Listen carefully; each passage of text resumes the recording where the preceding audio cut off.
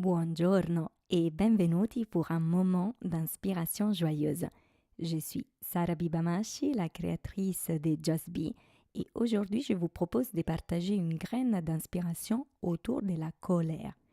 Il s'agit d'un thème inspiré de la deuxième étape du process Calling in the One, lorsqu'on parle des relations toxiques, des contrats, des ressentiments, avec le but de se libérer de ce qui nous empêche de vivre l'amour. Lorsqu'on parle des ressentiments qu'on peut avoir vis-à-vis des personnes de notre passé ou de notre présent par ailleurs, on a souvent la tendance à passer rapidement au pardon. Alors que dans ces mini-podcasts, l'invitation est plutôt de ne pas laisser partir la colère trop vite. Et au contraire, d'écouter ce qu'elle a à nous dire, car elle nous parle de nos besoins pas satisfaits. Et deux, de l'utiliser pour déclencher les changements.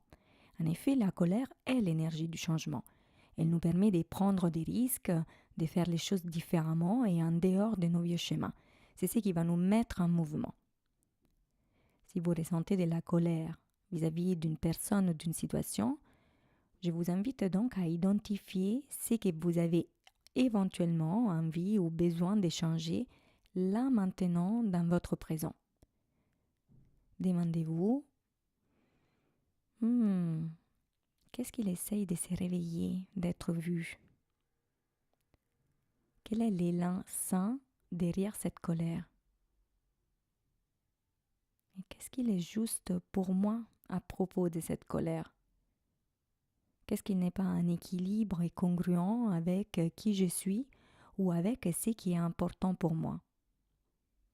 Et n'hésitez pas à mettre pause pour écrire ce qui est ressorti pour vous. Souvent, ce qui ressort est en lien avec la réclamation d'un droit, les droits d'être traité avec respect, de savoir la vérité, etc. Vous voulez donc orienter la colère dans la bonne direction pour vous et l'utiliser pour identifier votre besoin pas satisfait. Ce qui fait que vous pouvez transformer votre colère en une force constructive qui contribue à vous faire du bien. Demandez-vous, qu'est-ce qu'il faut qu'il se passe pour moi en ces moments pour que je me sente centrée et bien en phase? Qu'est-ce qui a besoin d'être changé?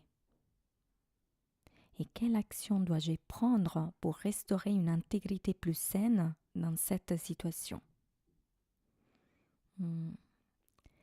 Bien, j'espère que cette petite astuce vous inspire à transformer l'énergie de la colère pour catalyser un changement positif.